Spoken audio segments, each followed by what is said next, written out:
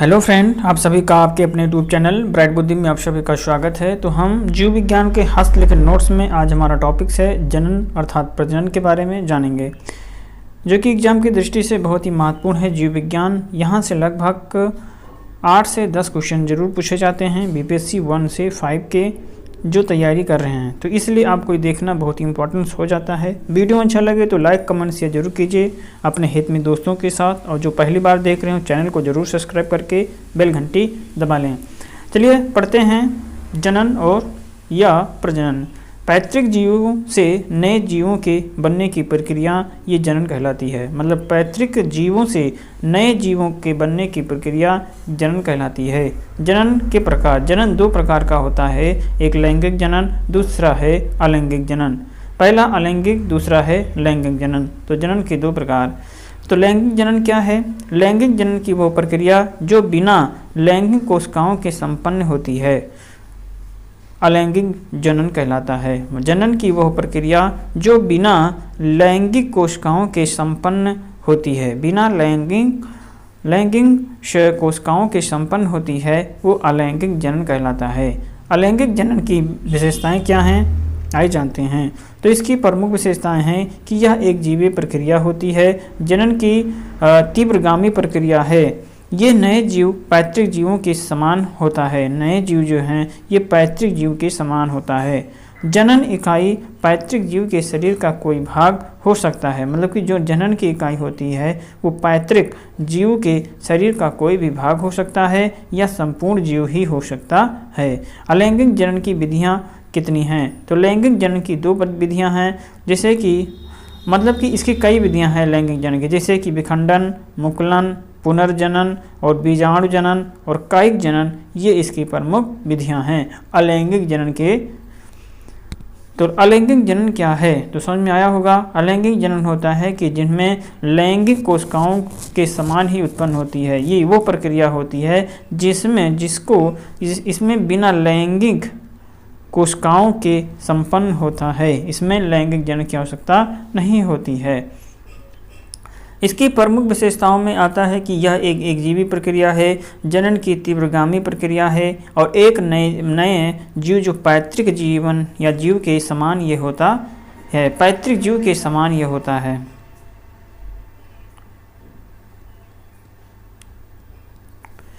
नए जीव पैतृक जीव के समान, और जनन की इकाई पैतृक जीव के शरीर का कोई भाग होता है या संपूर्ण जीव ही हो सकता है।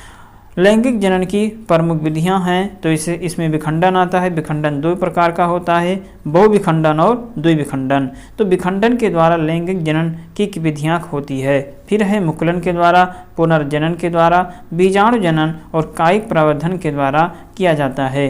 कायिक प्रबंधन यह 3 प्रकार का होता है। पहला है कर्तन, दूसरा है दाब लगाना, तीसरा है कलम लगाना। ये इसके जनन की अर्थात ये अलैंगिक जनन की प्रमुख विधियों के अंतर्गत आता है। हम एक एक विधि के बारे में जानेंगे और समझेंगे। वीडियो अच्छा लगे तो लाइक कमेंट शेयर जरूर कीजिए अपने हित में दोस्तों के साथ। तो पहला है विखंडन विधि। तो विखंडन विधि है क्या?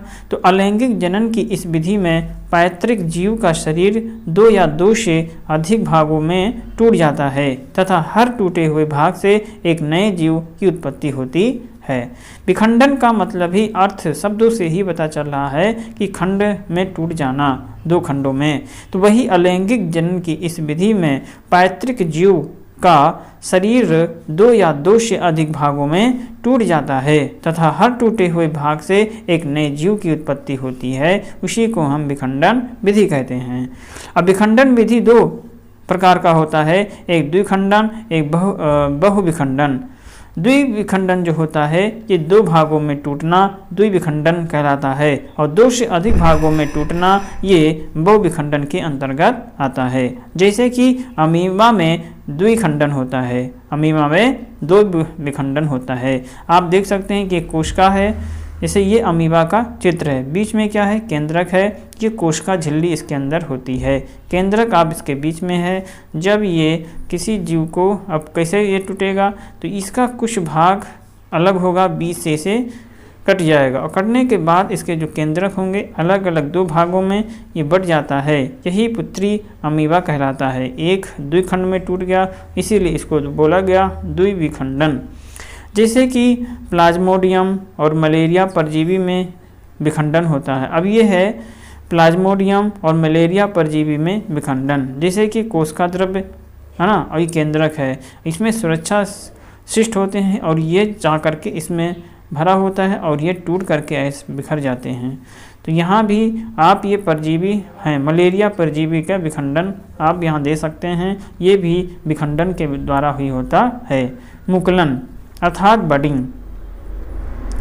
अलैंगिक जनन की इस विधि में पैतृक जीव के शरीर के किसी भाग में वृद्धि देखने को मिलती है। यह बढ़ा हुआ भाग पैतृक जीव के साथ धीरे धीरे बढ़ता है तथा जब यह एक पूर्ण जीव में परिवर्तित हो जाता है तो पैतृक जीव से अलग हो जाता है। परिणाम स्वरूप एक नए जीव की उत्पत्ति होती है।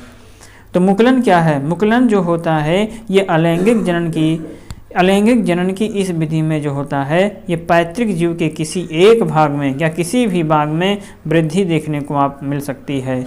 ये बढ़ा हुआ भाग पैतृक जीव के साथ धीरे धीरे बढ़ता है और जब यह एक पूर्ण जीव बन जाता है या पूर्ण जीव में परिवर्तित हो जाता है तो ये पैतृक जीव से अलग हो जाता है और परिणाम स्वरूप एक नए जीव की उत्पत्ति हो जाती है। जैसे कि हाइड्रा में मुकुलन। जैसे क्या है? हाइड्रा में मुकुलन। अभी हाइड्रा का पौधा है और यहाँ पर ये धीरे धीरे इसका देखो मुकुलन यहाँ पे प्रारंभ हो जाता है और जब यहाँ पे प्रारंभ होने के बाद में ये यहीं से कट करके अलग हो जाएगा तो यह एक पूर्ण जीव बना लेता है। तो ये है मुकुलन के द्वारा अर्थात ये पैतृक जीव है। क्या है? पैतृक जीव में पैतृक जीव के किसी एक भाग का बढ़ रहा है धीरे धीरे। जब ये पूर्ण रूप से जीव बन जाता है तो ये हाइड्रा से अलग होकर के एक नया जीव बना लेता है। इसे ही हम हाइड्रा में मुकुलन कहा जाता है।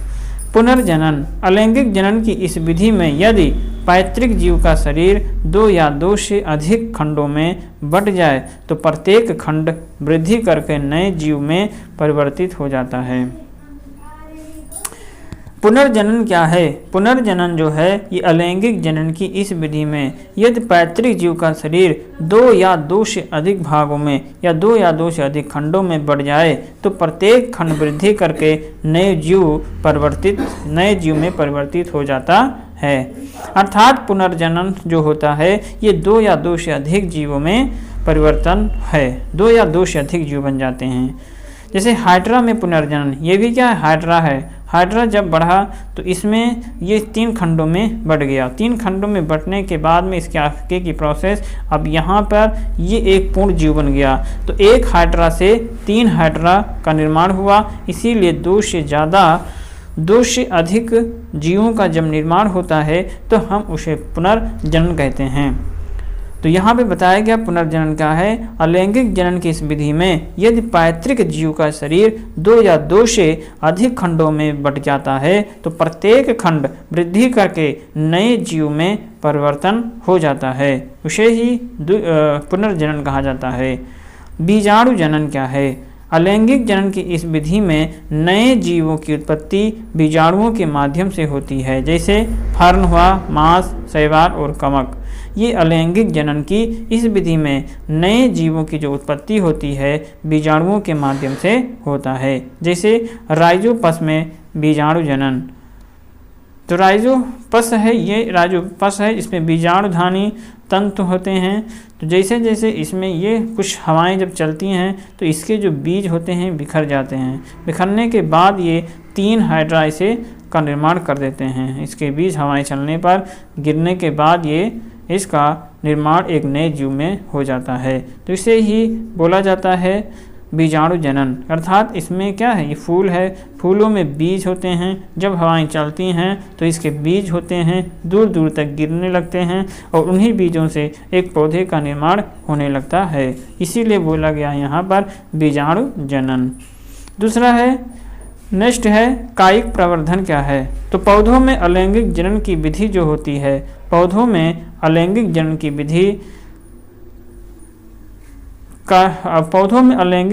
विधि में जैसे कर्तन, दाब लगाना और कलम लगाना के माध्यम से भी होता है अलैंगिक विधि। जैसे एक जानते हैं कर्तन विधि, या इसे हम कटिंग भी बोलते हैं। कायिक प्रवर्धन की इस विधि में पैतृक पौधे के किसी एक भाग, जड़ तथा अथवा पत्ती को काट करके किसी अन्य स्थान पर अनुकूल परिस्थितियों में रोपा जाता है। ये भाग कुछ समय पश्चात वृद्धि करके नए पादप में रूपांतरित हो जाता है। जैसे कि बायोफिलिम पत्तियां, इमली जो है जड़, अंगूर, गुलाब, गन्ना, इनका तना जो होता है, इसके माध्यम से हम कायिक जनन करते हैं। बायोफिल्म की पत्तियों के माध्यम से नए पौधे का जन्म, और इमली के जड़ से नए पौधे का जन्म, अंगूर, गुलाब और गन्ने के तने से हम नए पौधे का जन्म हो सकता है। अर्थात कायिक विधि क्या है? कायिक प्रवर्धन की इस विधि में जो पैतृक पौधे के किसी एक भाग, जड़, तना अथवा पत्ती को काट करके किसी अन्य स्थान पर अनुकूल परिस्थितियों में रोपा जाता है, तो यह भाग कुछ समय के पश्चात वृद्धि करके एक नए पादप अथवा पौधे में ये बदल जाता है। अर्थात हम जब कहने का मतलब है कि जब ब्रायोफिल्म की पत्तियों को जमीन में काट करके या जमीन में किसी स्थान पर इसको रोपा जाता है, तो यहाँ से एक नए बायोफिल्म पौधे का निर्माण हो जाता है। ऐसे इमली के जड़ से को जब हम रोपते हैं तो यहाँ से एक नए इमली के पौधे का जन्म होता है। अंगूर, गुलाब, गन्ने के तने को काट करके जब जमीन पर रोपते हैं तो अंगूर, गुलाब और गन्ने से एक नए निर्वाधित पौधे का जन्म हो जाता है। ऐसे दाव लगाना, कायिक प्रवर्धन की इस विधि में पैतृक पौधे के किसी डाल को झुका करके मिट्टी के नीचे दबा दिया जाता है। इसे इस प्रकार दबाया जाता है कि इसका कुछ भाग मिट्टी की सतह के ऊपर रहे, और कुछ समय पश्चात जब दबे हुए भाग से नए पौधे का विकास हो जाता है, तो इसे पैतृक पौधे से अलग कर लिया जाता है। अलग करके किसी स्थान पर रोप दिया जाता है, तो ये दाव लगाना कहलाता है। मतलब कायिक प्रवर्धन की इस विधि में जो पैतृक पौधे के किसी डाल को झुका करके, तो डाल को झुका के मिट्टी में जब दबा दिया जाता है, तो इस प्रकार दबाया जाता है कि उसका कुछ भाग मिट्टी की सतह के ऊपर रहे, और कुछ भाग या कुछ समय के पश्चात जब दबे हुए भाग से नए पौधे का विकास हो जाता है, तो इसे पैतृक पौधे से अलग करके किसी नए स्थान पर रोप दिया जाता है। जैसे चित्र में बताया गया तो कि यह एक पैतृक पौधा है। पैतृक पौधे के एक डाल को नीचे ज़मीन पे देखो दबा दिया गया। दबाने के बाद में भी इसमें जड़ भी आ गए और नए फूल पत्तियां भी आ गईं। आने के बाद में हम इसे यहाँ से कट करके एक नए स्थान पर रोप देते हैं, तो यह यहाँ से एक नए पौधे के रूप में इसको परिवर्तित कर दिया जाता है। यही कौन सी विधि है? यही दाव लगाना विधि है। हम ऐसे किस पौधों में कर सकते हैं? तो जैसे कि जास्मीन, लीची, नींबू और संतरे के पौधों में हम दाव लगा करके कायिक जनन कर सकते हैं। दूसरा, कलम लगाना। कायिक प्रवर्धन की इस विधि में दो अलग अलग पौधों को एक ही पादप के प्रकार या एक ही पादप के ऊपर विकसित कर सकते हैं। कहने का मतलब है कलम लगाने में कि कायिक प्रवर्धन की इस विधि में दो अलग अलग पादपों को या दो अलग अलग प्रकार के पौधों को एक ही पौधों के ऊपर विकसित कर सकते हैं। हम उसे कलम लगाना कहते हैं। चित्र के माध्यम से समझ सकते हैं कि यह ए प्रकार का पौधा है और ये बी प्रकार का पौधा है। अब हम यहाँ पर ए और प्लस बी प्रकार के पौधे का निर्माण हो जाता है। कैसे समझते हैं? जब यहाँ पर कॉलम ए में, अब यह है स्टॉक कॉलम बोला जाता है। ये क्या है? स्टॉक कॉलम है। जो कॉलम को हम पेड़ को कुछ इस शेप से कट करेंगे। करने के बाद यह स्कंद है, ये दूसरा पौधा अर्थात ये बी है, ये ए है और ये बी प्रकार का पौधा है। जब दोनों को किसी मिलाने के बाद ए और बी को किसी पॉलीथीन से इसको बंद कर दें, करने के बाद में ए और प्लस बी प्रकार का एक नया पौधा है जन्म ले लेता है। इसी को बोला जाता है कलम लगाना। ये हम किस पौधों में कर सकते हैं? आम, गुलाब, सेब ऐसे प्रकार के पौधों में कर सकते हैं। वीडियो अच्छा लग रहा है तो लाइक, कमेंट, शेयर जरूर कीजिए और आपको इस वीडियो को बार बार देखेंगे तो तभी समझ में आएगा कि सारी चीज़ें क्या है और याद भी कर सकते हैं, रिवीजन कर सकते हैं। लैंगिक जनन क्या है? जनन की वो विधि जिसमें नए जीव की उत्पत्ति के दो अलग अलग लिंग कोशिकाओं की आवश्यकता होती है, अर्थात नर लिंग कोशिका तथा मादा लिंग कोशिका लैंगिक जनन कहलाता है। जनन की वह विधि जिसमें नए जीव की उत्पत्ति के दो अलग अलग लिंग कोशिकाओं की आवश्यकता होती है, नर लिंग कोशिका तथा मादा लिंग कोशिका लैंगिक जनन कहलाता है। नर लिंग कोशिका अथवा नर युग्मक अथवा शुक्राणु, मादा लिंग कोशिका अथवा मादा युग्मक अथवा अंडाणु होता है। अर्थात नर लिंग कोशिका या नर युग्म, ये इन दो लिंगों की जरूरत पड़ती है लैंगिक जनन की प्रक्रिया में। अर्थात समझ सकते हैं कि जनन की वह विधि जिसमें नए जीव की उत्पत्ति के लिए दो अलग अलग लिंग कोशिकाओं की आवश्यकता होती है, अर्थात नरलिंग कोशिका की तथा दूसरा है मादा लिंग कोशिका की, इसे हम लैंगिक जनन कहलाता है। अब हम समझेंगे कि जनन क्या है। पौधों में लैंगिक जनन फूल के माध्यम से नर भाग जो होते हैं ये पुंकेसर हैं। नर भाग क्या है? पुंकेसर, तनु, परागकोश। वही मादा भाग है स्त्री केसर होता है, जिसमें वर्तिकाग्र, वर्तिका और अंडाणु होते हैं। नर भाग पुंकेसर कहलाते हैं। नर भाग क्या है? पुंकेसर कहलाता है। और मादा भाग में स्त्री केसर होता है, जिसमें 3 भाग होते हैं, वर्तिकाग्र, वर्तिका और एक होता है अंडाणु। और वही नर भाग पुंकेसर होते हैं, जिसमें 2 होते हैं, एक तंतु, एक परागकोश होते हैं। इन्हीं के माध्यम से पादपों में लैंगिक जनन होता है।